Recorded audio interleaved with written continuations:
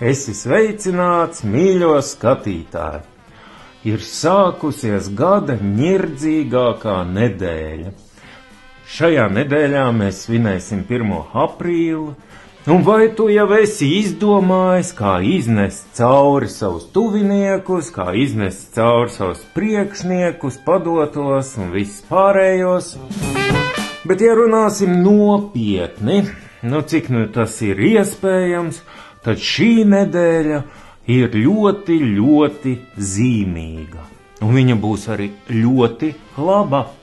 Mums ir jāpārvar grūtība.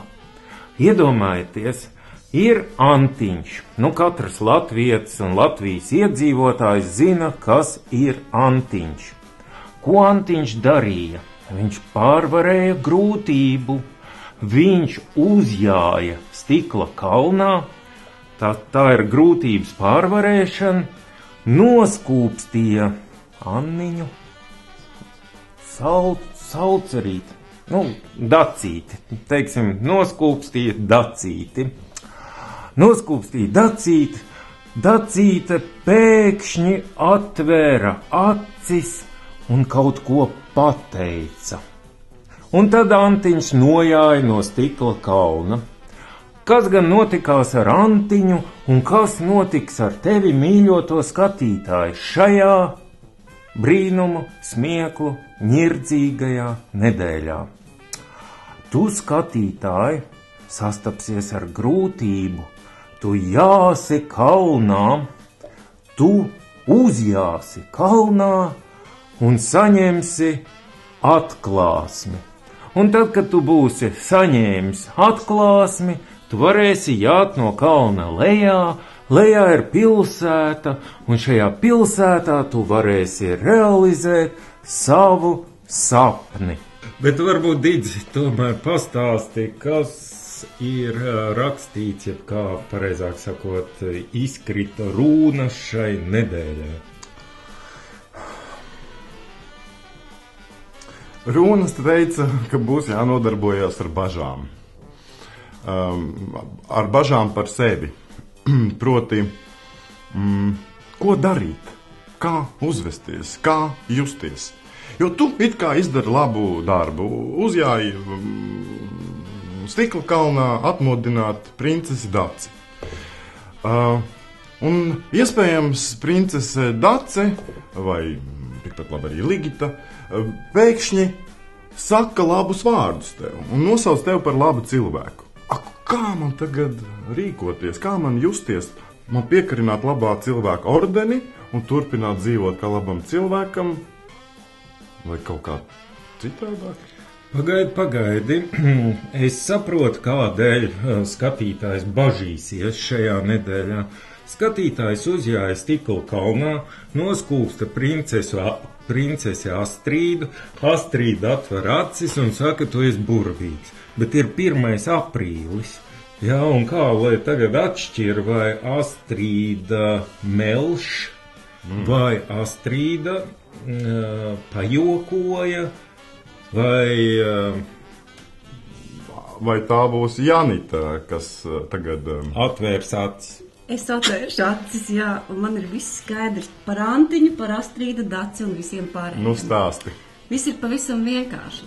Ja Antiņš pret sevi izturētos krietni vien piezemētāk un vienkāršāk, jo krieviem ir labs teiciens, krieviski nepateikšu, bet tulkojums ir apmēram tāds: uztais sevi vienkāršāk un cilvēki pie tevis pievilksies, tad arī lielākā daļa no tām bažām pazustu kā nebijušas. Un patiesībā tad jau ir vienalga, vai tā Dace saka, ka viņš ir burvīgs vai viņš nav burvīgs. Galvenais ir process.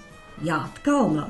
Bet te ir risks ielidot tādā pārlieku pieticībā un vienkāršībā, tas ģīmis vienkāršāks, ja, un tad cilvēki... Nejaut vienkāršumu ar prastumu, jo tā ir atkal attieksme. Izturies vieglāk pret sevi un pret savām ambīcijām un vajadzībām. Jo, ja man pasaka, paldies, tu esi labs cilvēks, un forši, un ne tālāk. Un pasaka, tu tur kaut ko un ne tā un tā. Kam negadās?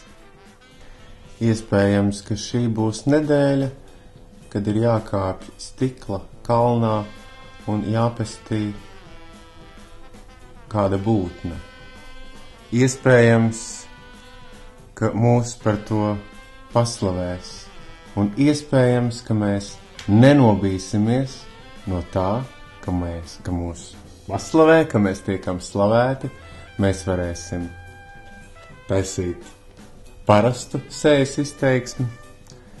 Es gribētu parunāt par maskām, un tas diezgan labi arī iekļaujās joku nedēļā, ka mums ir jāuzvāk maskas, mums ir jāiet ķekatās, un dzīve jāuztver vieglāk. Lai jums veicas? Tad es mēģināšu visu, kas ir teikts, apkopot kādā loģiskā schēmā. Šajā nedēļā tātad jūs ieraudzīsiet stikla kalnu, jūs uzjāsiet stikla kalnā, jūs noskūpstīsiet princesi Daci Astrīdu Ligitu. Daci Astrīda Ligita atvērs acis un jums kaut ko pateiks.